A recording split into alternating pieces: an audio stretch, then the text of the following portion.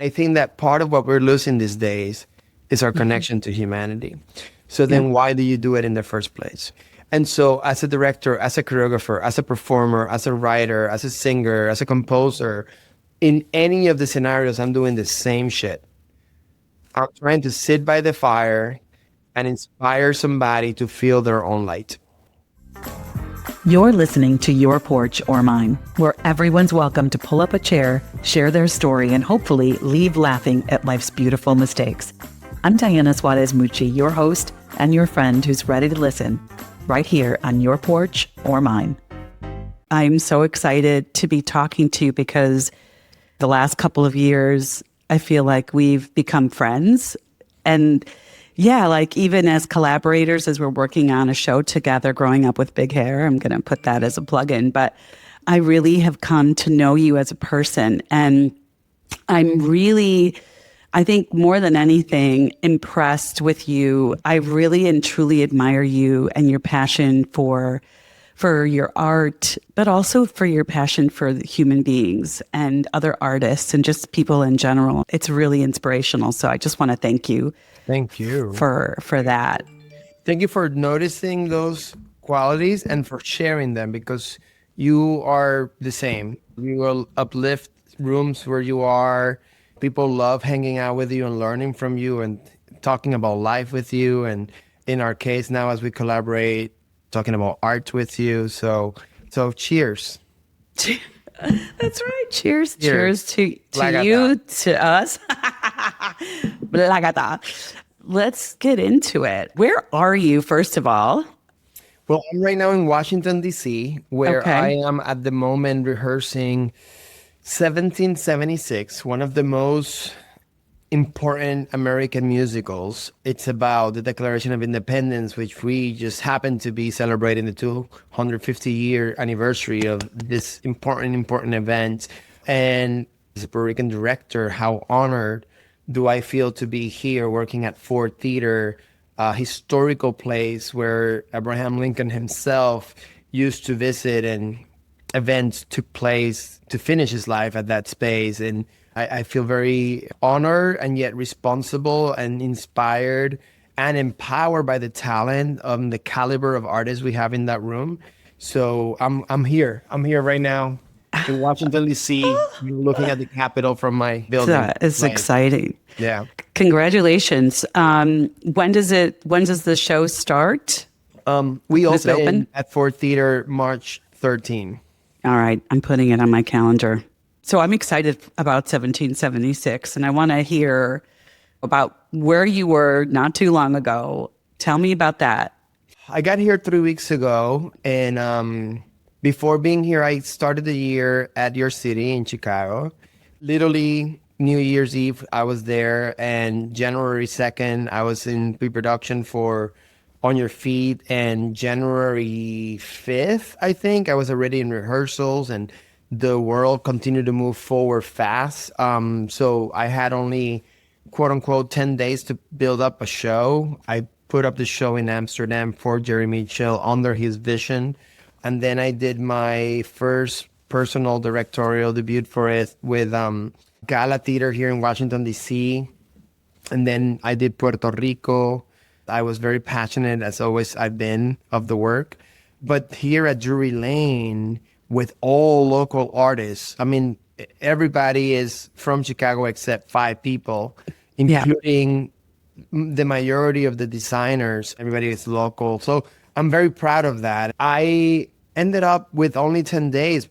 It turned out to be a really beautiful, powerful presentation of the show, with the hopes only that we can really elevate and honor, make justice to Gloria and Emilio, but also to the book writer, Alex Tilinaris, who I think is one incredible writer. And so that has been my mission, to champion the truth and elevate how family simple conflicts, quote unquote, can be so grand when somebody that understands those conflicts from like the background, the heritage, and the cultural references can do justice to it. And so I went from directing the show with, oh, I got to direct the show, like, to just like, how do I honor, really truly honor Gloria, Emilio, Alex, and everybody else, Jerry and Sergio, who I learned so much from in my life. And so I think that finally I arrived at that production. You know, it has my identity, my vocabulary, but it really respects, honors, and uplifts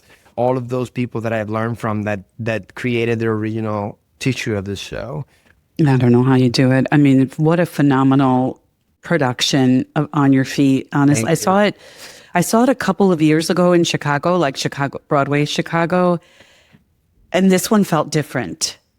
It really did. I'm not even joking. In what way? I felt more connected to the story.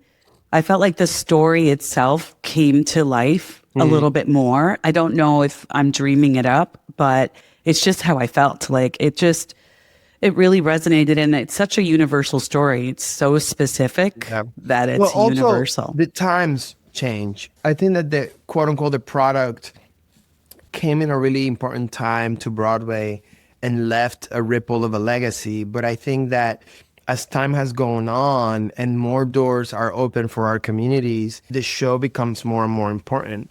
Obviously, not to get in any sort of political anything, but like there's a rhetoric for Latina communities these days, especially in Chicago. And to be able to do a show like this in Chicago to celebrate, to honor the music, folklore music that gets to the masses through the legacy of Gloria and Emilio's body of work, and everybody that has supported them, and to be able to say lines like, take a good look at my face because this is what an American looks like. I think that it ends up having a different repercussion, you know, and also, you know, having actors like Claudia, who's playing Gloria Fajardo, like how much legit does it get in that? She's like Cubana, Cubanísima. Right. And does justice to that role in a way that feels just so authentic, and sarcastic lines that are written just pop up in a different ear. And of course, it brings proximity to people like you and I when you watch that. Yeah, I mean, I love Claudia. Shout out to her and all the hard work. And she did a phenomenal job, Claudia Casella, and everybody. Ana Maria playing the grandmother Consuelo, like, she gets the most laughs, you know. It's if you would think that you're just in a comedy box show, because she really is so humane, so grounded, so honest, and yet, you know, those lines written by Alex de Linares just land so well with the audiences there at Drury Lane in Chicago in Oak Brook. And it's just, I was the happiest artist at intermission on opening night. Why do you say that you were the happiest artist at intermission at the show? Because it's hard. It's hard to open a show. It's weird because my wife would be like, you're never satisfied. You're like Hamilton. And it's like, I left knowing that I was already satisfied. I knew that I built a community that was working together. We're loyal to each other in more ways than one. I want to cry saying that. But I'm extremely grateful to the artists that they are and the artists that they have become, and the doors that I have been able to open for them and that they have opened for me. And so I left to not see the first preview because I have work here, knowing that the first preview was going to be okay, and that having a team like Claudia Moulet present to support, you know, those first three previews without me, that the show was going to continue to get better. And when I got there on Sunday before my Tuesday brush up before opening, I watched the show twice, and on the first run, I had 21 pages of notes. I sent an email, and on the second run of that same evening, I had 3 pages of notes. And so that's massive. That's massive. I was able to focus that Tuesday in everything that I thought technically I needed to do with lighting, with transitions, 1 or 2 custom changes that I wanted to fix. And opening night came in and I was already satisfied. If people do the work, I'm the happiest man, right? We just all got to be on the same boat doing the work. And so I've been at opening nights where I just want somebody to take me by the hand and take me out of the theater because there's a sound issue, there's a feedback, or someone forgot a line, or, you know, whatever, the nerves of opening. And I was here at opening night at intermission, just seeing the audience. I already had clap, already had laugh hard, had danced. They were on their feet before the end of Act 1, and all the check boxes that the dream of the audience responses in my book were already manifested. Like we did the work. We did the work. Amazing. And you can tell that the cast, they have, that they're one, like they have each other's back. You can see that unification That's the success of anything for me. yeah, like they look like family. Amen. And I love that story. I mean, I grew up on her music, Gloria Estefan's music, like in the 80s. And it was so great. It's great that she, was able to bring her story on stage and have people like you and the whole cast and crew and just the tour and everything, that she's able to tell that story over and over again, and that it resonates with people at any generation, like even now, right? Like you don't have to be from the 80s to really feel and appreciate that story. I would love to meet her someday. You're going to have to hook me up, man. Of course. She's incredible. She really is.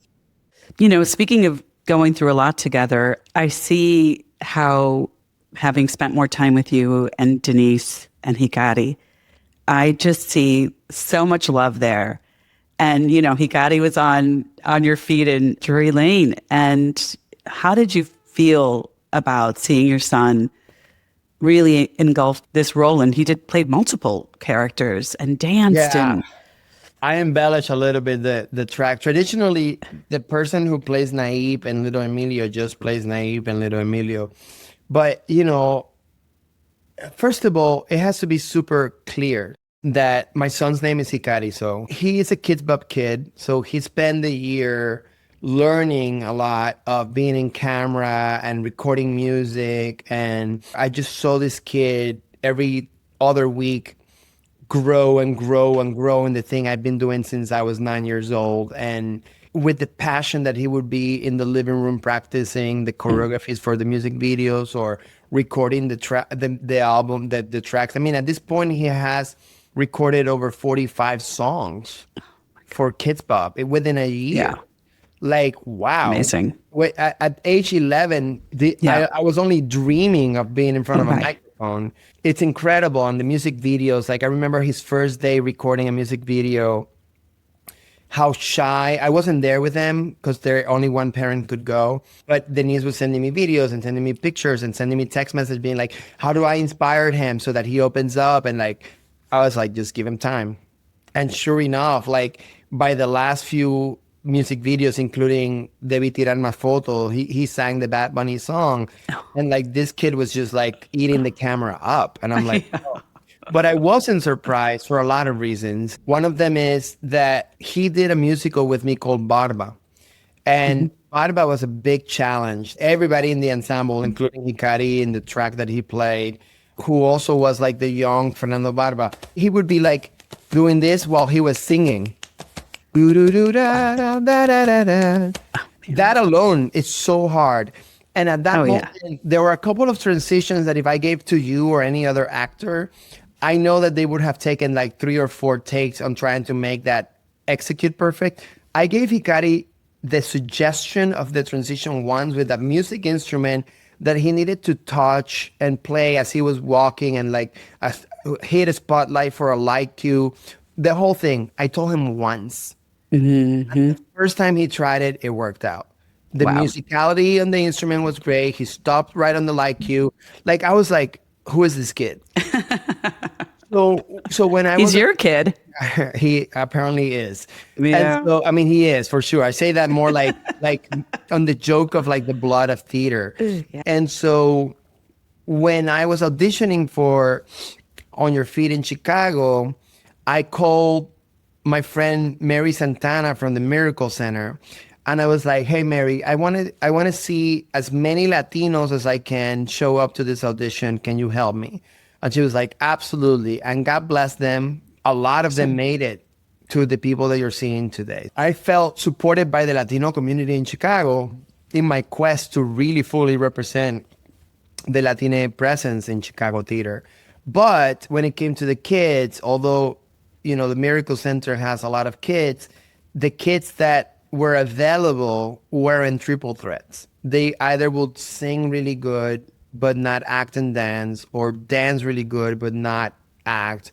So it was hard to find the perfect candidate for this role. And Hikari was really interested in it. And his daddy, can I audition? And I said, no, it's in Chicago. You're not going to miss school.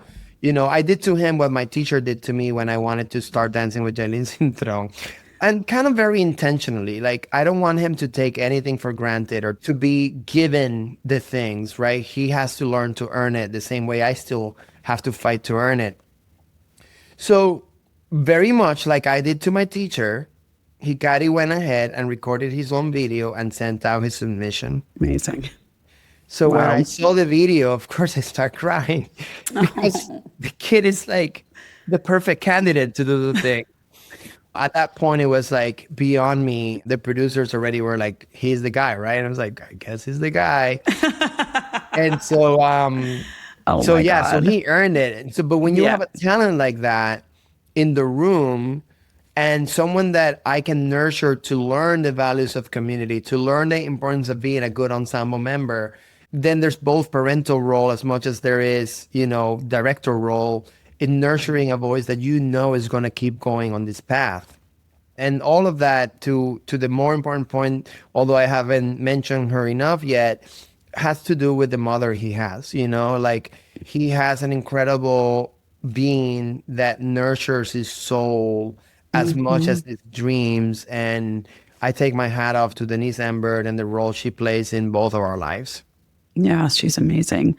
Such a great mom. I see her always with him and together as a family. I see, where each one of you plays the role that you play as father, as mother, as a coach in every way. So how do you see yourself different than Hikari? So like you grew up in Puerto Rico. Tell me about that, growing up in Puerto Rico and about your dream and how you got here from there.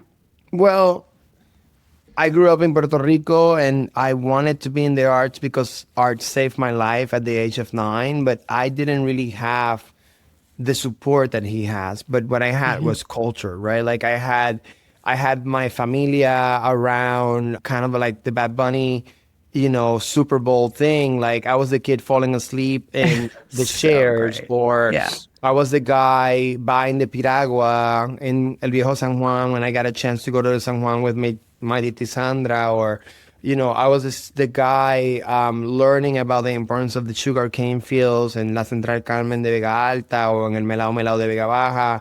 And I little did I know that I was really, really, really, really ingrained in the Puerto Rican culture. And so I wish for Hikari that beyond the commercial access to things, that he could understand the value of our cultural roots the way that I grew up understanding it. Today I had an interview this morning for another show that I'm working, and out of the top of my head, I could just talk about the poetry of someone like Luis Torres and go begin into the end of the poem out of the top of my head.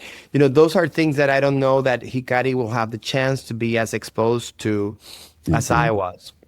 But when Hikari was born, the rivers and the oceans of Puerto Rico were so important to me that 2 weeks in his being on this earth, we took a plane and we took him to Puerto Rico so that we could put his feet on the sands of the island so that he felt what being Puerto Rican really feels like, And so there's a lot of differences between him and I, but we're working daily to try to have given the access to the things that both Denise and I had growing up, which a lot of things were the limitations of having things. Right. And by the limitations of having things, you learn to value the things you have. And so it's a very delicate line you navigate as a parent, trying to provide everything you think you want to provide your kids with, but also making sure that there are some very important voids so that they can fill those gaps on their own. That's really beautiful that you brought Hikari to the island. And it reminds me when my kids were little,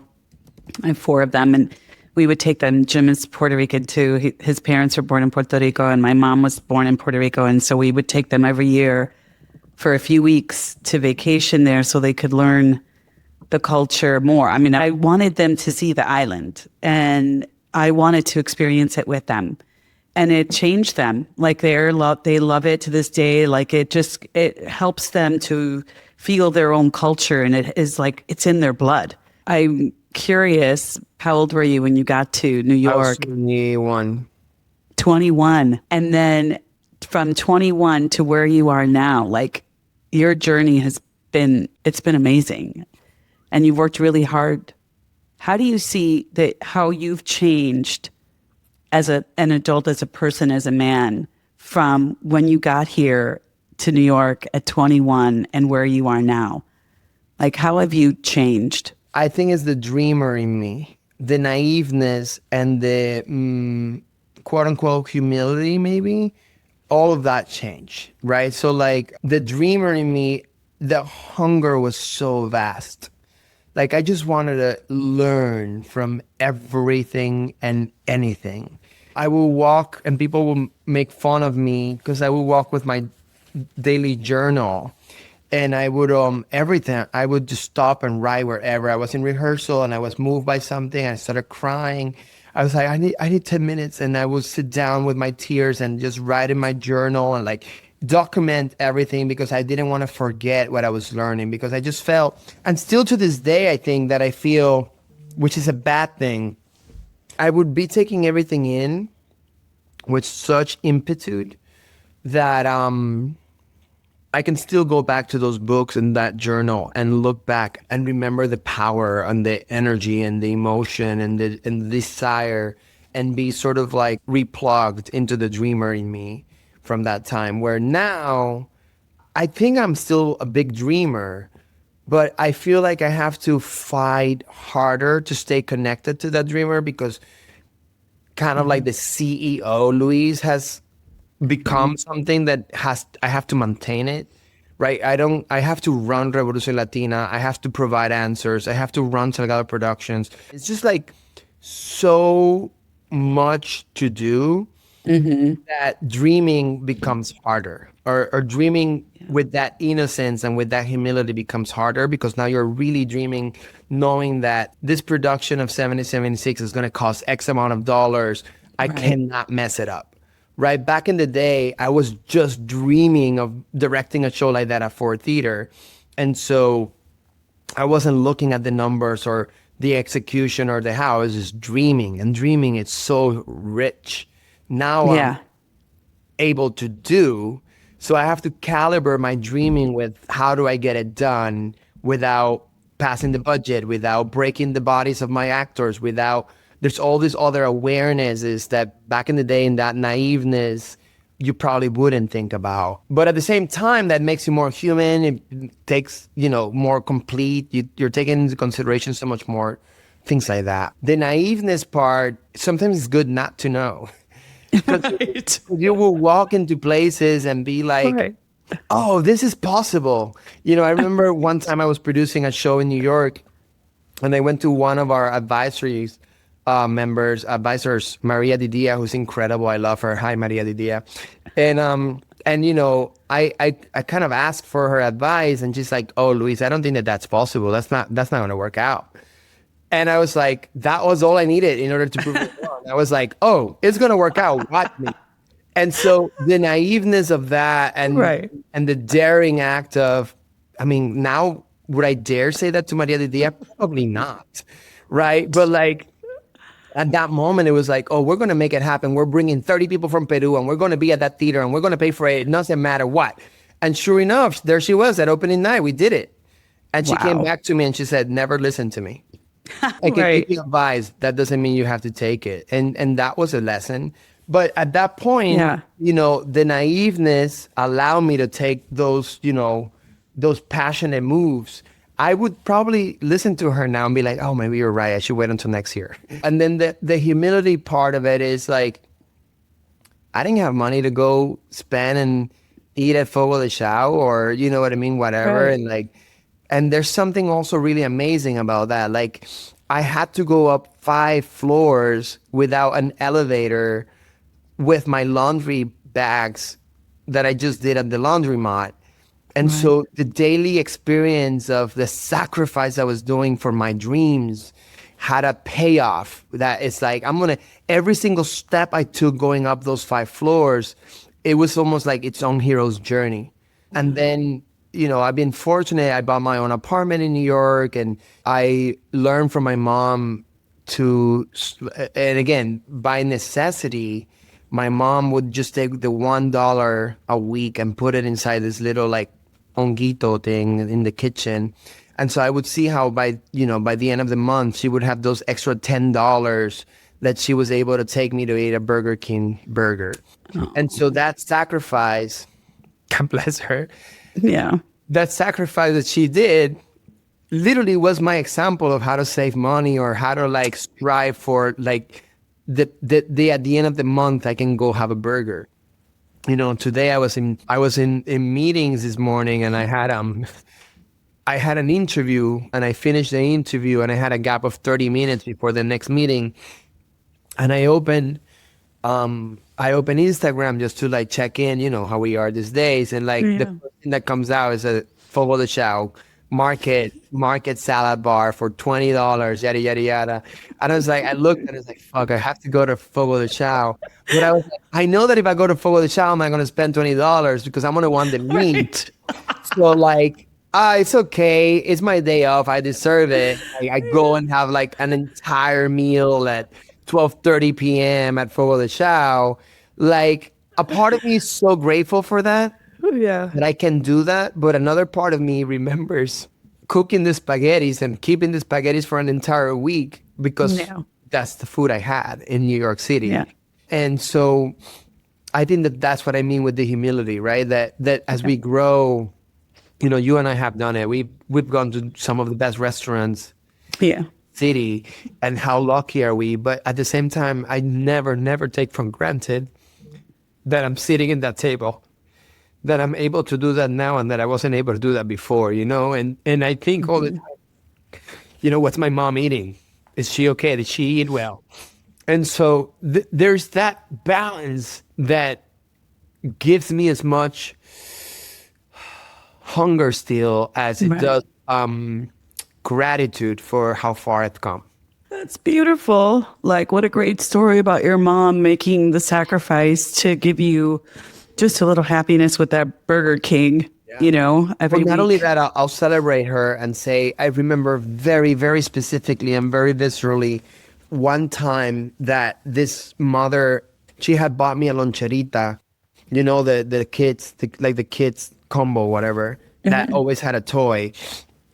And in that particular year, the loncherita box was a Cadillac car, and the circle, like the wheel on the back of the Cadillac, was a crayon. So you will take the crayon off and glue it, and you'll have a giant crayon.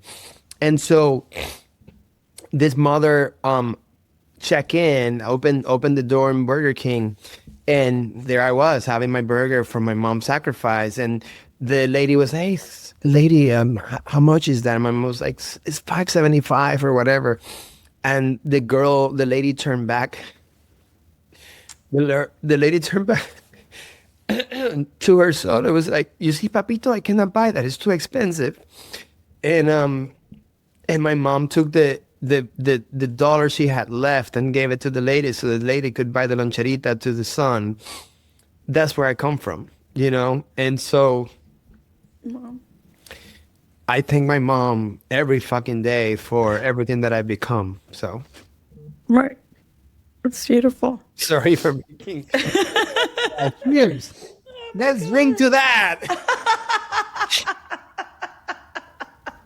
This is the way it is. Oh God. Little did I know you were going to make me cry through the entire You made me cry a lot. No, I mean, that's life, like it's beautiful and it's sad, but it's beautiful, and it just makes you who you are. And that gratitude, I have that too. And, and it's great that you are sharing that with Hikari. He has a different life completely, but because he sees that gratitude in you, you pass that on to him. So God bless your mom and your family. I know, one of the things that always hits me about, well, even you said it a couple times, right? Like daring to go beyond. That's your motto, right? Like Mhm. that is part of Revolución Latina. Can you tell me a little bit about that and where the dare to go beyond, how that all started? Well, precisely, I think because of all these stories, right? When they gather together, they make a ripple and a resonance. So I moved to New York and went through this journey and spent 3 4 years trying to figure it out, my path in the city. And my talent got me far right away because I was able to go to Japan and choreograph and dance and get to know the Japanese culture, which ultimately is like why my son's name is Hikari, which is a Japanese name that means light. And went to Germany, did 2 different industrials in Germany, which also exposed me to a whole different culture and exposed me to the German language that later on I went in to work as an associate director in Cirque du Soleil in Germany. So I worked as associate director of a German show. And so all of these experiences were building me little by little, and little do you know how far those experiences will take you. One thing leads to the next. But it was 4 years later that I got into my first Broadway show. That experience was so important in my life because I had done a show called The Mambo Kings, and The Mambo Kings didn't make it to Broadway, although the marquee was up. And so I was devastated. I actually had spent my money, like all the money that I had saved. I was like, I made it to Broadway. I'm going to go to Broadway. So I went ahead and I bought my mom a car and like a lavadora, like ¿cómo se dice? Laundry Washing machine. machine. And so I had like put my savings into my gratitude for mom, and then the show didn't open. And there I was stuck with like, I spent all my money, what the fuck? And so that was very frustrating. It was like the first time I experienced something kind of like close to depression of sorts by the industry. And there were some racist realities, around all of that happened. I tell this story all the time that I read in one of the news outlets and the blogs that there were where people could add their chats. Oh, that show is full of Latinos that's never going to make it. And here we didn't make it. And so you can stop but thinking that it was because we were Latinos. And so then comes In the Heights. And when we were in the Heights, I was surrounded by all this Latino excellence. Priscilla Lopez had already won Tony Awards and had created original shows that even had nothing to do with Latina reality. I mean, she was a Latino character playing Diana Morales in Chorus Line, but it wasn't about being Latina. It was that she was part of a Chorus Line, which is a historical classical of the musical theater legacies, right? And so like there was somebody like Eliseo Roman with such an incredible voice. I always mention his name. There was like a Doreen Montalvo who was in the path to making her Broadway debut after X amount of years, where she thought she would never make a Broadway debut. Like I was around all these stories. And so I started telling their stories through YouTube, started making interviews, including Lynn. I was like, hey, Lynn, can I talk to you? And it wasn't the Lynn that we know now. He was just a kid out of college, like with an opportunity to tell a story. And you can go check it out on YouTube and search for that interview. And so I was already sort of like just creating a revolution of awareness. And so sure enough, people started seeing those interviews and asking for more. When are we going to get more interviews? When can I go take a class with you guys? When can this happen? And so we got very fortunate that a wonderful, incredible organization called Broadway Cares Equity Fights AIDS took us under their umbrella and provided us with space. And we were able to start R.Evolución Latina. And here I was now founder and director of an organization in New York City next to 2 incredible artists that I look up to, Gabriela Garcia and Michael Valderrama. And so although it was my idea, they were the people that helped me get the contacts and get the support we needed. So, I founded the idea. We together founded the organization. And I think the rest is kind of history because it's about to go to 20 years now. And oh my God. Lots Congratulations. Training, thank you. Lots of productions, lots of empowerment with Maria. happened in Puerto Rico. We got $100,000 grant that we went directly in person to activate artists locally, town by town, and providing them with X amount of dollars so that they could take care of their own towns through their arts. It's been a labor of love. Yeah. And do you feel, and congratulations, that's amazing. And I know that you. in the summer you do a program with the kids, right? Yeah, we provide the Rehearsing Latina Scam is a 1 week free of charge acting, singing, dancing program that now for I think 18 years we've been able to provide. In the beginning, we used to have between 150 to 200 kids from all 5 boroughs and beyond. And again, the challenge is that we do everything free of charge. So like we're paying for their lunch break, we're paying for their teachers, we're paying for the classes. And after the pandemic, it was important that we could continue to do it, although the world was in a different state. Although the pandemic, actually, those 2 years, our camp had 400 to 500 people because it was all online. So we didn't have to put the money on studio rentals or anything like that. Our money was more just on the teachers themselves that we wanted to help. So we were able to employ more teachers, not pay for studios. And so we had the biggest camps during the pandemic. But coming out of the pandemic, we reduced it to be 75 to 100 students so that we could give social distance within the rooms and provide, a health environment. And we learned that that was a more effective way to manage the amount of kids we were getting. So we transferred from serving every and any kid we could to give them a chance to be empowered by the arts to now focusing a little bit more in the kids that have a bigger interest in the art forms. And so that was a shift that happened post-pandemic. Well, and I'm sure I've seen like some of your posts where you're leaving behind a legacy. As we move forward into our lives, I always think about legacy and what I'm leaving behind as a legacy. And for me, my children are my legacy. The art, the writing, the storytelling, the continuation of the stories that we have to hear. I think we have to tell. And sometimes it comes in whatever form, it could be a story through theater, through film, through another form of art or medium, and a poem, and a book. a song. Yeah. Yes. And a song and dance. Yep. All those things that this is how we tell our stories, and that's how they're going to live on. And this is the legacy. I want to read something that I saw on one of your Instagram posts, if you let me read it. Sure. It says, as we write, we heal. As we share, we connect. As we create, we give others permission to do the same.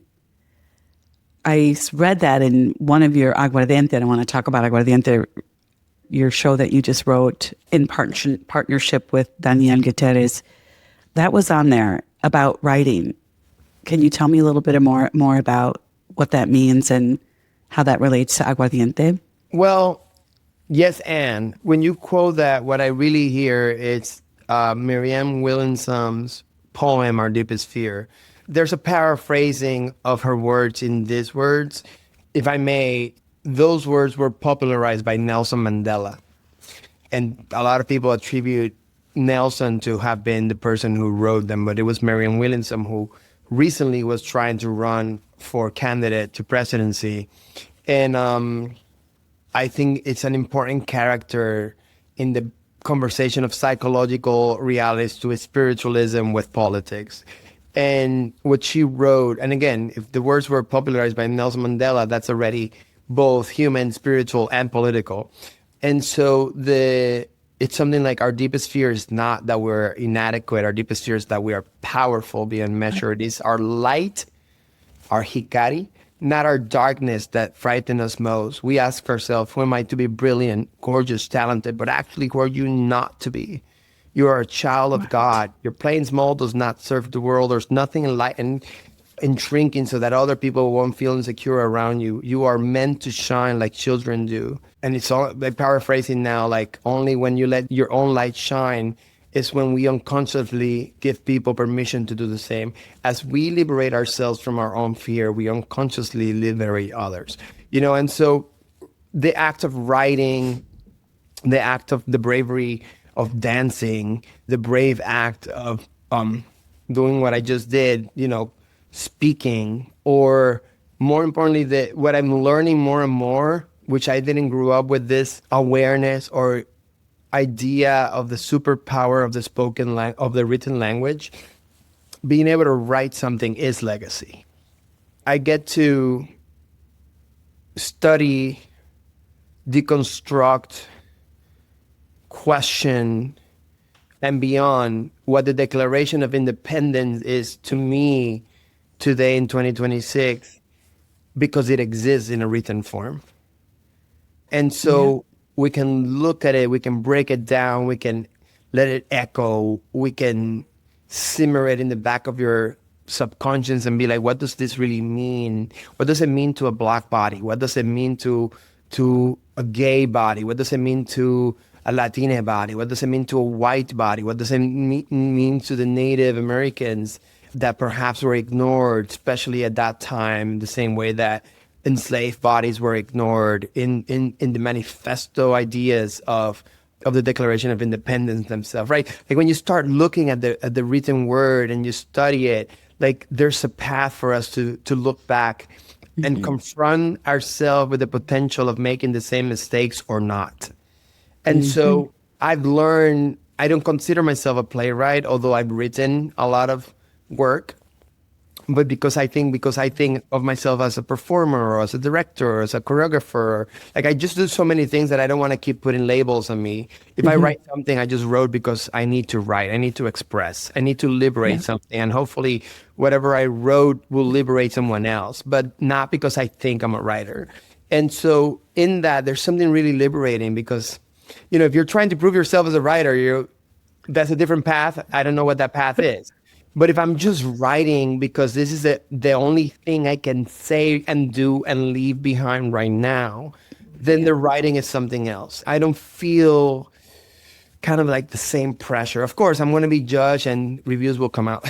But I know that what I wrote from the kid who saw his mother give those $4.25 to this lady, and that whomever gets to be touched by the things I wrote or by the things I put on stage based on what I wrote, hopefully can trigger a connection to humanity. And I think that part of what we're losing these days is our connection to humanity.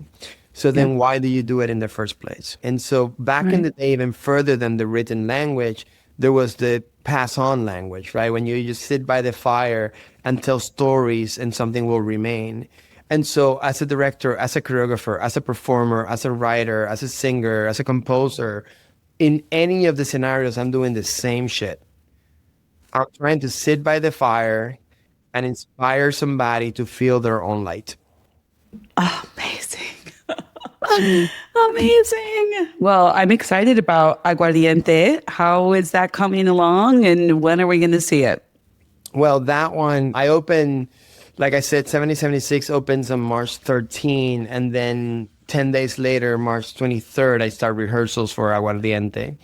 I am, now that I'm on my third week working here at Ford, I can start thinking about Aguardiente again. And the beautiful thing is that yesterday I took the script, printed, and sat down in a bar and started reading it. And for the first time in the last 3 years, I was able to just read it as a director, which was a great sign that the page are finally complete and I can dream it. Because when I sit down and I'm still like editing and changing and questioning and doubting, I'm not ready to direct that piece yet because I'm still like the writer mind. And yesterday I was able to just enjoy the ride and have ideas on top of the stacks, and added 4 more dance numbers to the show. And like, I was like, okay, I know what I'm doing now. And so I had a couple of meetings today. One of them sent me before talking to you. I was breaking down like how the ensemble needs to be dressed. So I was like already looking at the custom design necessities so that my custom designer Jeanette could finalize the budget. So like things are moving and I'm very excited. Today also, this morning, that interview that I told you was an interview for all the marketing tools that we're going to start putting at the Gala Theater. So things are moving. And, if On Your Feet was incredible, telling that story, and 1776 feels so important, the ultimate accomplished and scary thing to do this early part of the year is doing Aguardiente, because it's part of the 50-year anniversary of Gala Theater. I mean, a theater that's been around for 50 years in Washington, providing Spanish-speaking theater for the most part in a city like this one, next to presidencies like the current ones. I think is very, very important work. And I only wish that someone will consider a space like Gala Theater and the legacy of Hugo Medrano and Rebecca Medrano to give them one of the very special Tony Awards, because I think they deserve it. And if there's anything I can do in my work to share a light or shine a light in a location like this, in a space like this with so much history, if a little bit of what I can contribute through my quote unquote expertise in musical theater can elevate the legacy of 50 years of work before me being there, that's all I dream of. So I think that is kind of like the most important task of the year for me. I'm so, so excited for you and everything you're working on.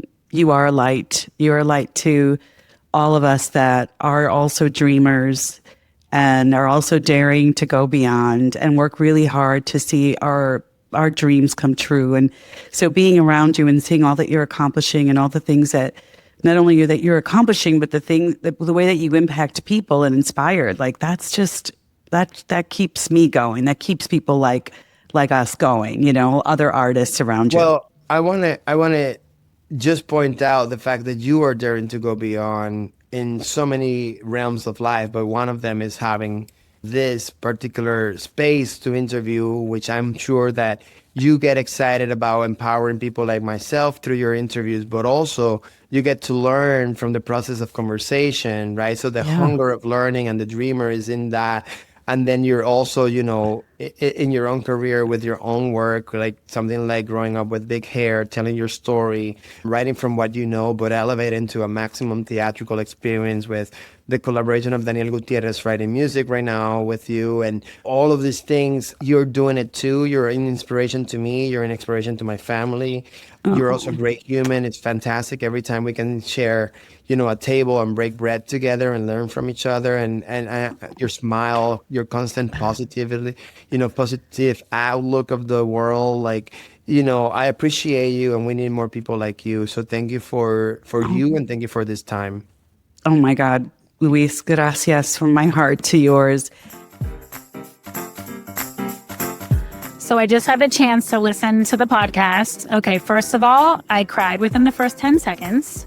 Second of all, you guys had me hysterically laughing. Diana with your beet juice, and Antoinette with your, the cool sisters here. Oh my God. It was amazing, and I cried again in the middle when, Diana, you were talking about Antoinette and how proud you are of her and the effect that she has on women, and obviously that resonated with me because she's had such an effect in my life. And I just wanted to say it was beautiful. I love listening to you guys together, and I'm so excited to hear more, Diana, and keep it up. It was beautiful. And I have to say that, like, the words of affirmation, family, that you said just like really hit home. I really feel like, Diana, you're such a beautiful example of a mother, and I could see how you truly affected and created such a beautiful daughter in Antoinette. And I know obviously Renee, and I haven't met your boys, but I'm assuming they're incredible too. And I am so excited to keep learning from you, Diana. You are a light. And you too, Antoinette, of course. One last sip before we go.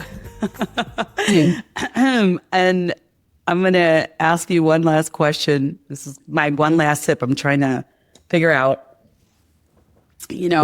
after I talk to amazing people like you, for me, storytelling, life is a story, or a bunch of stories of ours, right, that unfold. Mm-hmm. And we experience a lot of pivots in life, plot twists. When I think about storytelling, there's a lot of plot twists. What would be your greatest plot twist in your life? That I convinced my mom to let me buy her a new house away from the one she's at now, and that it's somewhere near a river or a beach, and that she's so happy in that new space, and I can actually go and travel to that location more times, and that she lets go of a lot of lives, hardships, and start new, and that the art I've done for all these years could be the thing that sort of give wings to that new reality. Oh my God. Yay. Congratulations for all of it. I love you as a friend, and I am so grateful to have you in my life, and I can't wait to see all the things that you are embarking on, and I can't wait for us to work on growing up with big hair and getting that off the ground soon. Yes, me too. We're almost there. I was thinking about it 2 days ago. I was like, oh shoot, I gotta pitch this show, this place and that place, and it's gonna happen. In fact, I was supposed to talk to I'm going to talk to Danielle after this, so we got some work to do.